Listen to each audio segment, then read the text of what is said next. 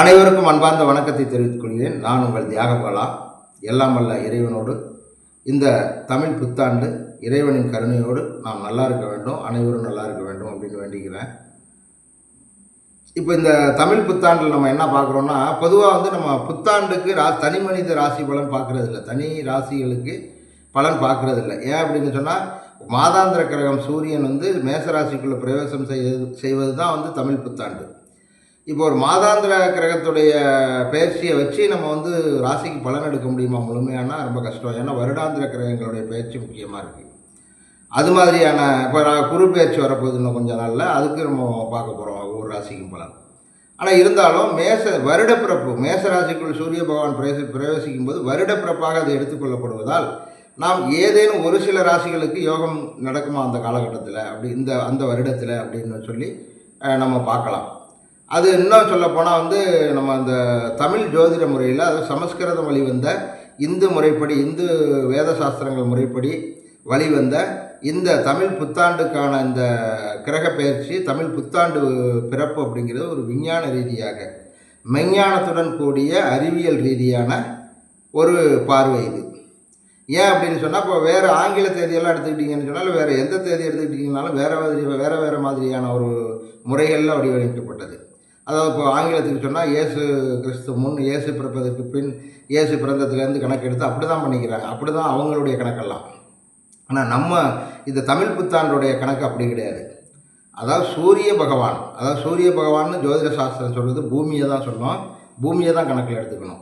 இப்போ இந்த சூரிய பகவான், அதாவது பூமி, இந்த சூரிய பகவான்ங்கிற பேரில் என்ன ஆகுது அப்படின்னு சொன்னாக்க, அதாவது இந்த 12 ராசி இருக்குல்ல, மேச ராசி முதல் மீன ராசி வரை 12 ராசியாக இந்த பால்வழி மண்டலத்தை 360 டிகிரியை 30 டிகிரியாக நம்முடைய சோதிட சாஸ்திரங்கள் பிரித்து அதில் ஒவ்வொரு 30 டிகிரிக்கும் ஒரு தன்மை, ராசி தன்மைன்னு கொடுத்து அந்த ராசிக்கான கிரகங்கள் எப்போ பயிற்சி ஆகுதோ அதுக்கான பலாபலன்களை சொல்லியிருக்கு. இப்போ அந்த வகையில் மேடாக உள்ள, அதாவது இந்த பால்வழியிலேயே மேடாக உள்ள தலைப்பகுதி அப்படின்னு சொல்லணும். பிறப்பு தலையிலேருந்து தானே வருது, தலை தானே பிறக்கும்போது முன்னாடி வரதா சொல்கிறாங்க. அது மாதிரி அந்த தலை அப்படின்னு சொல்லக்கூடிய அந்த மேசம் மேடான பகுதியில் சூரியன் நுழையும் போது, அதாவது பூமி தான் ஜோதிட சாஸ்திரத்துக்கு சூரியன். இப்போ சூரியன் நுழையும் போது சித்திரை 1 அப்படின்னு தமிழ் மாதத்தில் சொல்கிறது. அந்த மேசராசிக்குள்ள சூரியன் நுழையக்கூடிய அந்த தினத்தை நம்ம இந்த காலபுருஷ தத்துவப்படி நம்ம கணக்கிட்டு தான் வருடப்பிறப்பாக, தமிழ் வருடப்பிறப்பாக சொல்கிறோம். இந்த வருடத்துக்கு பராபவ ஆண்டு அப்படின்னு சொல்லி வச்சுருக்காங்க பேர். இது ஒரு அறிவியல் ரீதி, அதாவது நம்ம இந்த ஜோதிட சாஸ்திரப்படி கணிக்கக்கூடிய இந்த தமிழ் புத்தாண்டு அப்படிங்கிறது பாக்கி நடைமுறையில் உள்ள மற்ற மதங்கள்லேயோ அல்லது மற்ற வழிமுறைகள்லேயோ உள்ளது மாதிரி இல்லாமல், இது கிரகங்களுடைய அசைவுகளை, நகர்வுகளை அடிப்படையாக கொண்டு இந்த பால்வழி மண்டலத்தில் கிரக சுழற்சியை அடிப்படையாக கொண்டு கணிக்கப்பட்டது. அதனால தான் இதுக்கு பலன் எடுக்கிறது நல்லா. இப்போ ஆங்கில ஆண்டுக்கெல்லாம் நீங்கள் பலன் எடுக்கிறதெல்லாம் சரியாக இருக்காது. அப்போ இந்த புத்தாண்டில் எது மாதிரியான பலாபலன்கள் இருக்கும் அப்படிங்கிறது பொதுவாக நம்ம ஒரு கணிப்பு போட போகிறோம். அது முண்டேன் அஸ்ட்ராலஜின்னு சொல்லி உலகியல் ஜோதிடம், உலகத்தில் பொதுவான நிகழ்வுகள் என்ன நடக்கும் அப்படிங்கிறத கணிக்கலாம். ஆனால் தனி மனித ஜாதகத்துக்கு அது மாதிரி கணிக்கிறது அவ்வளோ நல்லா இருக்காது. ஆனால் அதில் ஒரு ஸ்பெஷல் என்ன அப்படின்னு சொன்னால், எந்த ராசிக்கு உதவி செய்யும், இந்த ஆண்டு எந்த ராசிக்கு நல்ல ஒரு உதவியாக இருக்கும், எந்த ராசிக்கு அதிர்ஷ்டங்கள் இருக்கும், எந்த ராசிக்கு யோகத்தை செய்யக்கூடிய ஆண்டாக இருக்கும் அப்படிங்கிறத ஒரு சில ராசியை கணிக்க முடியும். அப்போ அந்த வகையில் நம்ம கும்பராசியை முக்கியமாக எடுத்துக்கிறோம். கும்பராசிக்கு யோகத்தை செய்யக்கூடிய ஒரு அற்புதமான காலகட்டம் அப்படின்னு சொல்லணும். இந்த ஆண்டு, இந்த பராபவ ஆண்டு கும்பராசிக்காரர்களுக்கு யோகமாக இருக்கும். அவர்களுடைய ஜென்ம ஜாதகத்தில் தசாபுத்திகள் கெடுதலாக இருந்தால் கொஞ்சம் யோகம் குறைவாக இருக்கும். அதே ஜென்ம ஜாதகத்தில் தசாபுத்திகள் நல்லா இருந்தால் யோகம் அற்புதமாக வேலை செய்யும். அதனால் இந்த பராபவ ஆண்டு கும்பராசிக்காரர்கள் யோகத்தை செய்யும். இதை எந்த அடிப்படையில் சொல்கிறோம் அப்படின்னு சொன்னால், இந்த ஆண்டு பராபவ ஆண்டு பிறக்கிறது எதில் பிறக்குது அப்படின்னு சொன்னால், எந்த நட்சத்திரத்தில் பிறக்குது அப்படின்னு சொன்னால் சதய நட்சத்திரத்தில். இந்த சதய நட்சத்திரத்தில் பிறக்கும்போது சதய நட்சத்திரமானது கும்பராசியில் விட்டிருக்கிறது. அதே சதய நட்சத்திரத்தில் அந்த சதய நட்சத்திரத்துக்குரிய நட்சத்திராதிபதி ராகுவும் வீற்றிருக்கிறார். இது ஒரு அற்புதமான அம்சம். அது சந்திரன் எந்த நட்சத்திரத்தில் வீட்டிருக்காரோ அந்த ஆண்டு பிறக்கும்போது அதை தான் நம்ம நட்சத்திரமாக எடுத்துக்கிறோம். அது சதயம், சந்திரன் வீற்றிருக்கிறார்.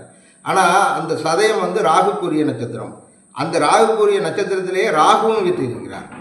இதில் முக்கியமாக என்ன பார்க்கணும் அப்படின்னு சொன்னால், ராகு வீற்றிருக்கிறார். இந்த ராகுவை குரு பகவான் வந்து மிதுன ராசியிலிருந்து தன்னுடைய 9வது பார்வையாக பார்க்கிறார். இதுதான் ஒரு அற்புதமான யோகம்.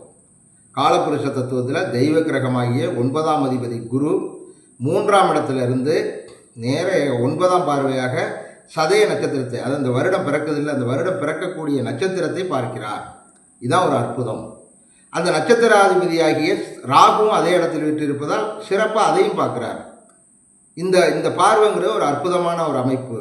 இப்போ இந்த கும்பராசியில் வீட்டு இருக்கக்கூடிய இந்த சதய நட்சத்திரம் பிரகாசமாக பிரகாசிக்கும். கும்பராசியில் பிறந்தவர்கள் சதய நட்சத்திரத்தை சார்ந்தவர்களுக்கு அற்புதமான யோகங்கள் செய்யும். 100% யோகத்தை செய்யும். அதே மாதிரி வந்து கும்பராசியில் வேறு நட்சத்திரங்கள் பிறந்தவர்களுக்கும் கும்பராசியாக இருந்தால் ஒரு 50% யோகத்தை செய்யும். ஆனால் கண்டிப்பாக கும்பராசிக்கு இந்த பராபவ ஆண்டு மிக அற்புதமான யோகம். உங்களுக்கு வாழ்க்கையில் பெரிய முன்னேற்றங்கள், குறிக்கோள் ஈடேறுதல், குழந்தை இல்லாதவர்களுக்கு குழந்தை பெறுதல், அடுத்து வந்து கல்யாணமாகாதவர்களுக்கு திருமணமாகுதல், அப்புறம் வீடு கட்டாதவர், வண்டி வாகனம், பூமி, பதவி, போக்குவரத்து, என்ன நீங்கள் நினச்சிருக்கீங்களோ அது மாதிரியான காரியங்கள் அனைத்தும் உங்களுக்கு நடப்பதற்கான ஒரு அற்புதமான ஆண்டு இந்த பராபவ ஆண்டு அப்படிங்கிறத தெரிஞ்சுங்க. இதில் உங்கள் ஜென்ம ஜாதகம் கொஞ்சம் நல்லா உதவி செய்கிறது மாதிரி தசாபுத்திகள் இருந்துச்சுன்னா அற்புதமாக நடக்கும். அது இதை நீங்கள் வந்து அனுபவத்தில் உணரலாம். இந்த வருடப்பிறப்புலேருந்து நீங்கள் கனெக்ட் பண்ணி வச்சுக்கிங்க. கண்டிப்பாக அதுவும் இந்த சதய நட்சத்திரம் உங்களுக்கு எப்போ வருதோ, அல்லது ராகுவுடைய நட்சத்திரங்கள் வருதோ எப்போ வருதோ, உங்களுக்கு ராகுவுடைய நட்சத்திரம்னா திருவாதிரை, சுவாதி, சதயம், இந்த 3 நட்சத்திரங்கள். சதய நட்சத்திரம் வர்ற அன்னைக்கு ரொம்ப அற்புதமாக வேலை செய்யும், ரொம்ப அற்புதமான யோகங்கள் கொடுக்கும். திருவாதிரை, சுவாதி வர்ற அன்னைக்கு இன்னும் ஒரு 50% அதில் அந்த யோகத்துக்கு 50% எந்த வகையிலையும் குறைச்சல் இல்லாத அளவுக்கு நல்லா வேலை செய்யும் உங்களுக்கு யோகம். அதனால் இந்த காலகட்டங்கள், அந்த காலகட்டங்களில் உங்களுக்கு யோகமான விஷயங்களை செய்யலாம். உங்களுக்கு அதிர்ஷ்டம் தரக்கூடிய விஷயமா இருக்கணும் அப்படின்னு நினைக்கிறத செய்யலாம். அதனால் இந்த கும்பராசி நண்பர்களுக்கு இந்த பராபவ ஆண்டு மிக அற்புதமான ஆண்டாக இருக்கும் அப்படிங்கிறத நான் சொல்லிக்கிறேன். நீங்கள் வருண பகவானுடைய கோயில் எங்கே இருக்கோ அங்கே போய் ஒரு தடவை வழிபட்டுட்டு வாங்க. வருண பகவான் கோயில் யூடியூப்பில் போட்டு பாருங்கள், உங்களுக்கு பக்கத்தில். ஏன்னா பல ஏரியாவில் உள்ளவங்களும் பார்த்துட்டு இருப்பீங்க. அதில் உங்களுக்கும் பக்கத்தில் எங்கே இருக்கோ அங்கே போய் வருண பகவான் கோயிலில் மட்டும், அதாவது வந்து ராகு காலத்தில் ஞாயிற்றுக்கிழமை வந்து அந்த ராகு காலம், அந்த ஈவினிங் 4:30 to 6 ராகு காலம் வரும். அந்த நேரத்தில் போய் வழிபட்டிங்கன்னா மிக அற்புதமான யோகத்தை கொடுக்கும் அப்படின்னு சொல்லிக்கிறேன். சப்ஸ்கிரைப் பண்ணி வச்சுங்க அந்த சேனலை. அடுத்து நல்ல நல்ல செய்திகள்லாம் வரும். உங்களுக்கு குரு பெயர்ச்சி பலன்கள்லாம், அற்புதமான பலன்கள், உலகியல் ஜோதிடம், இந்த ஆண்டுக்கான உலகியல் ஜோதிடம் எல்லாம் வரும். நன்றி, வணக்கம்.